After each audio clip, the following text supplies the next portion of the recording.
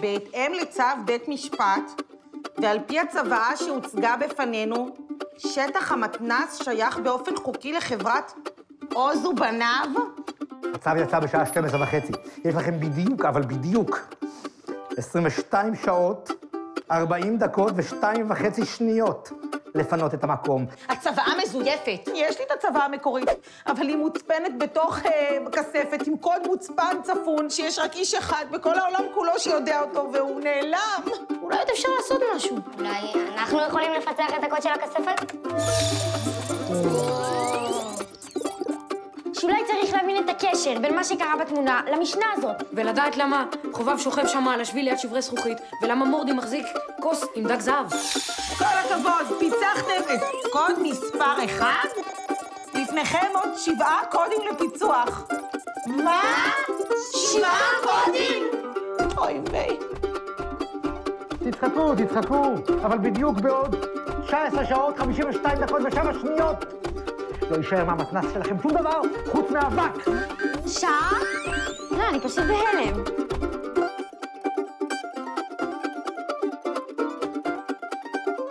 פיצחנו עוד קוד. יש! אין לנו, אחי, אנחנו רוצים את המתנ"ס הזה, לא משנה עוד ולא אף אחד אחר. יש לנו להציע לך חוג משהו לא נורמלי בול למתנ"ס שלך. חוג צלילה. בינגו! הם לומדים משנה וככה הם רוצים את הקודים של הכספת.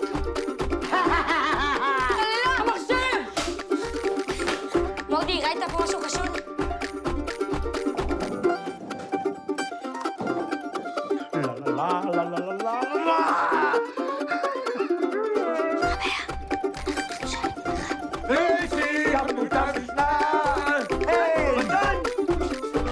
מה אתה עושה פה? אתם לשם, אני לשם. עוז, סוכן של האיראנים! הצילו! הצילו! ברזלית, מורדי! מישהו שומע אותנו? מתן, אתה שומע אותנו? שלום חבר'ה, שבו. שמעתי שאתם עושים עבודה נפלאה, כל הכבוד. אולי אני יכול לעזור במשהו? תראה, צריך לפרוץ את הכספת, אבל ממש בזהירות. יש בפנים דברים יקרים מאוד, בסדר? להתראות בזום.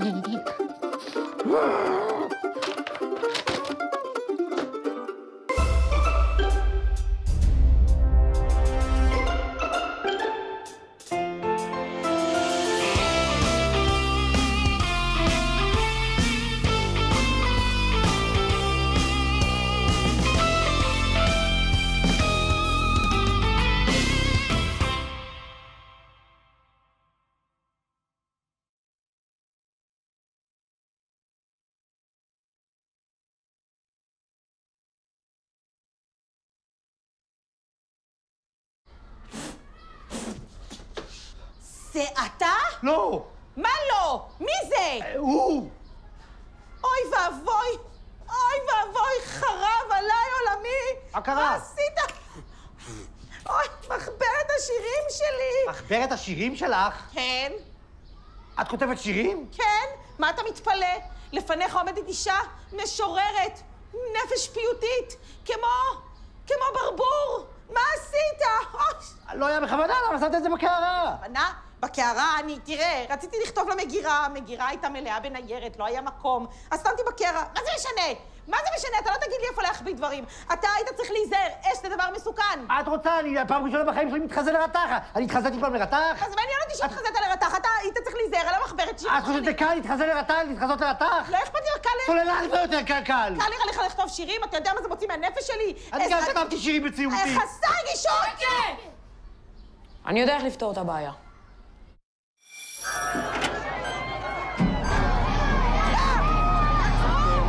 אוקיי, בואו נתחיל. המדליק את הגדיש והיו בו כלים ודלקו. רבי יהודה אומר, ישלם מה שבתוכו. והחכמים אומרים, אינו משלם אלא גדיש של חיטין או של שעורים. ומודים חכמים לרבי יהודה במדליק את הבירה, שהוא משלם כל מה שבתוכה, שכן דרך בני אדם להניח בבתים. אז מה בעצם המקרה הזה אומר? איך זה קשור למחברת השירים שלי?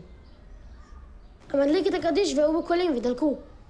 מה זה גדיש? זאת ערימה תבואה.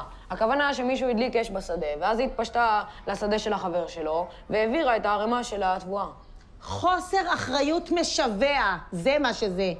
ואז התברר שבתוך הערימה היו גם כלים יקרים, וגם הם נשרפו. בדיוק. השירים שלי. כל שיר ככלי יקר מפז. אז מה הדין? יש פה מחלוקת.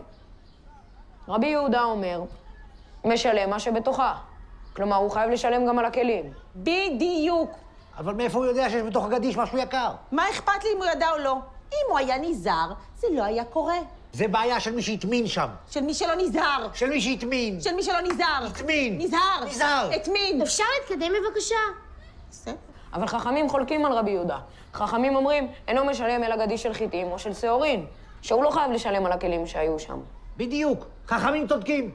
רבי יהודה. חכמים. רבי יהודה. חכמים. רבי יהודה. רבי יהודה. חכמים. האמת שאני לא מבין כל כך את הדעה של חכמים, אבל בסופו של דבר הוא לא נזהר ושרף את הכלים. בדיוק. כן, אבל אם הוא היה יודע שיש כלים יקרים מתוך הערימה, הוא היה נזהר הרבה יותר, ויכול להיות שהוא בכלל הוא לא היה מדליק אש. בדיוק, זה ילד חכם. זה ילד חכם מאוד. אם אני הייתי יודע שיש כאן מחברת שירים, הייתי מזיז את הקערה הצידה. אבל לא חשבתי על זה, אז לא נזהרתי. לא חשבתי על זה, באמת לא חשבת. היית צריך להיזהר בלי קשר לכלום. היית צריכה להגיד לי על המחברת. היית צריך להיזהר. להגיד לי. להיזהר. להגיד לי. להיזהר. להיזהר. להגיד. מה? תכלס, אני חושב שרבי יהודה צודק. הדעה של חכמים לא כל כך מובנת. חכמים לומדים את הדעה שלהם מפסוק בתורה. כי תצא אש ומצא קוצים, ונאכל הגדיש או הקמה. בדיוק, בדיוק, ילד חכם. זה מדאורייתא. מה? לא הבנתי. חכמים לומדים מהמילים או הקמה, שהוא מחויב רק בדברים גלויים. ורבי יהודה?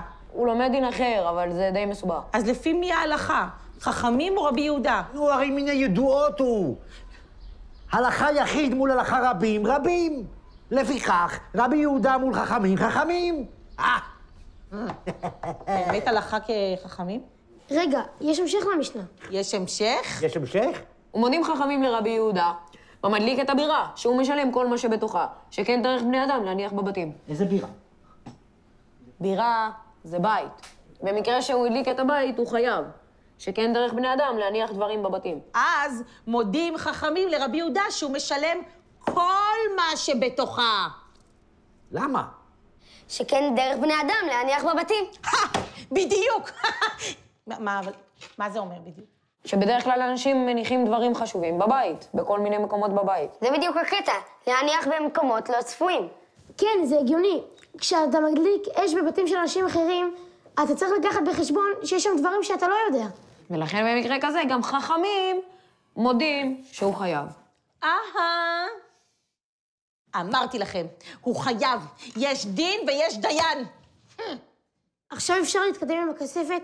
עכשיו, כשמיצינו דין וחשבון עם מי שאשם ושריפת מחברת השירים שלי, אני מוכנה להניח את זה בצד, להמשיך עם פיצוח הקודים ולפצח את הכספת. אף אחד לא עזרת לשום מקום. מה אתה עושה? מה, אתה נורמלי? לא!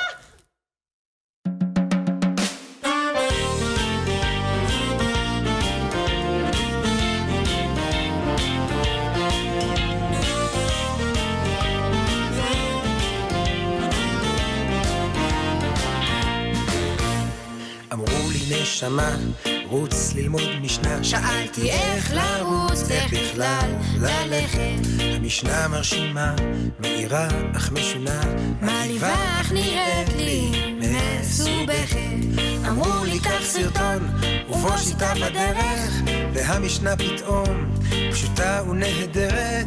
רוץ על זה איתנו בשמחה, עם החברים והמשפחה.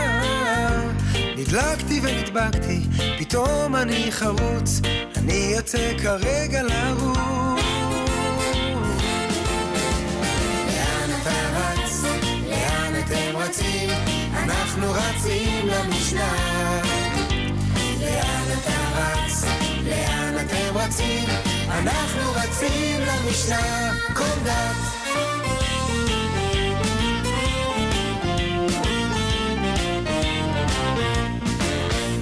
וכיצד לומדים, מחפשים את הדין, וכשהם מוצאים כבר יודעים איך להמשיך בפילוח.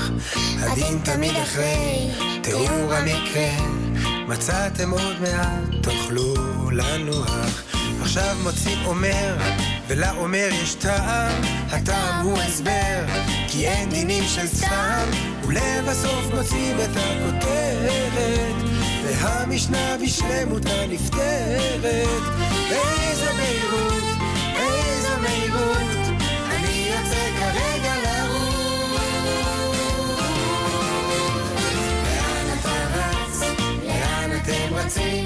אנחנו רצים למשנה. לאן אתה רץ? לאן אתם רצים? אנחנו רצים למשנה. כל